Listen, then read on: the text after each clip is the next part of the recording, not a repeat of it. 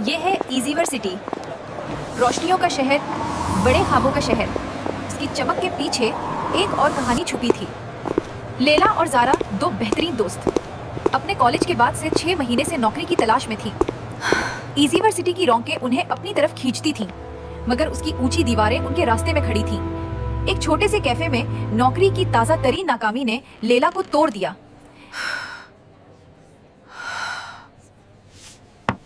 ये आखिरी दरख्वास्त थी, रद्द कर दी गई। मैंने इस रिज्यूमे को 3 दिन तक पॉलिश किया था। मैं जानती हूँ, मगर हिम्मत नहीं हारनी। 6 महीने हो गए हैं हमें ग्रेजुएशन के बाद। हम दोनों अच्छी लड़कियाँ हैं। अच्छी किस्मत वालों को ही यहाँ कुछ मिलता है।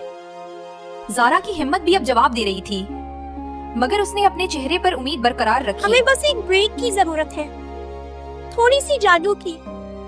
वो छोटा सा पार्क याद है जहाँ से हम गुजरते थे? चलो घर उसी रास्ते से चलते हैं। वीरानी पार्क के खामोश रास्तों पर, जहाँ पुरानी कहानियां सांस लेती थीं, इन्हीं एक गैर मुतवक्की मुलाकात का सामना करना पड़ा। देखो, कोई जादू नहीं, सिर्फ और दरख्त। ज़ारा और लीना एक दूसरे को देखकर खामोश हो गईं। उनके दिल तेज तेज तेज धड़क रहे थे, क्योंकि उनके सामने कुछ ऐसा था जो उन्होंने कभी सोचा भी नहीं था।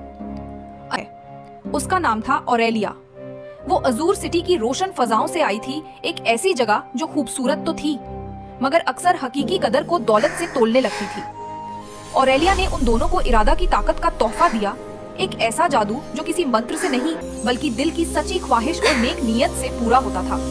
असल जादू इंसान के दिल में ही बसता है। ये इरादा का तवीज़ था। जब दोनों ने मिलकर एक ही ख्वाहिश पर तवज्जो मरकूजी की, उनका सपना एक तख्लीकी वर्कशॉप और किताबों की दुकान था जो लोगों के लिए उम्मीद और सीखने का मरकज बन सके। फिर एक दिन अचानक एक नोटिफिकेशन आया जो उनकी जिंदगी का रुख बदल देने वाला था। 4 महीने गुजरने के बाद एज़ियोर इनवेल उनके ख्वाब की दुकान हकीकत बन चुकी थी।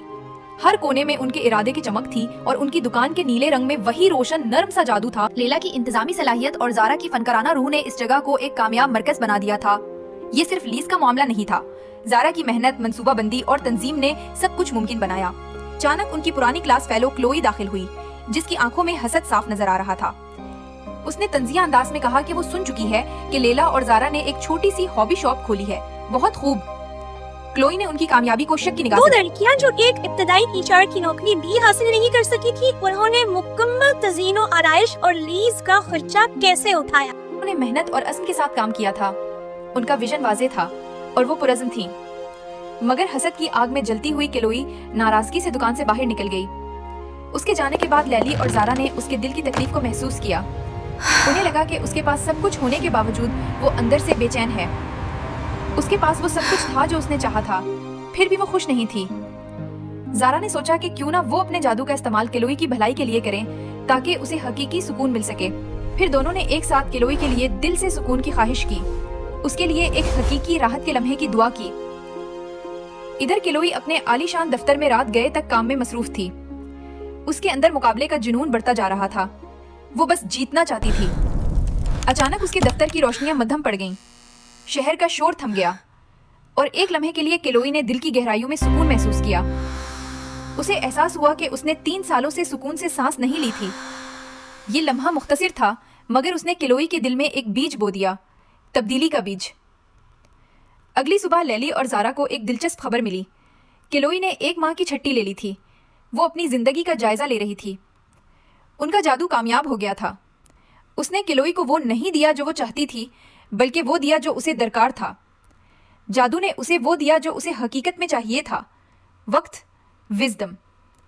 लैली और ज़ारा को एहसास हुआ कि सच्ची कामयाबी बाहर की चीज़ों में नहीं, बल्कि अपने नेक इरादों में है। हकीकी ताकत दुकान हासिल करने में नहीं थी, बल्कि इरादे की पाकीज़गी में थी। जादू तो बस एक आईना था। आखिरकार उन्हें महसूस हुआ कि वो ईज़ीवर सिटी की सबसे खुशकिस्मत लड़कियां हैं, और इस खुशनसीबी का किस्मत से कोई ताल्लुक नहीं था।